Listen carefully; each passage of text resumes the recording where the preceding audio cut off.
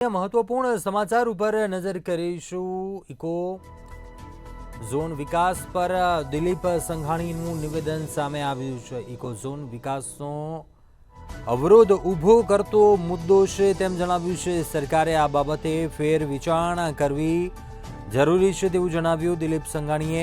Eco ઝોનને કારણે ખેડૂતો માટે અનેક મુશ્કેલીઓ આવી શકે છે। એડીસી બેંક તરફથી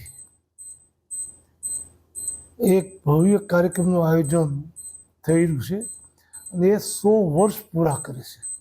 સહકારી ક્ષેત્રમાં કોઈ બેંક 100 વર્ષ ભારતમાં પૂરા કરતા હોય, સુચારુ ઢંગથી પ્રગતિની દિશાઓ તરફ ઝડપભેર ચાલતી હોય અને જે બેંકના પ્રમુખ એક વખત અમિતભાઈ શાહ હોય અને આજે કેન્દ્ર સરકારમાં પ્રથમ સહકાર મંત્રી તરીકે હોય અને એ ઉપસ્થિત રહેવાના હોય તો સ્વાભાવિક અમદાવાદ નહીં પણ સમગ્ર રાજ્યની સહકારી બેન્કોમાં એનો ખૂબ ઉત્સાહ છે, ઉમંગ છે।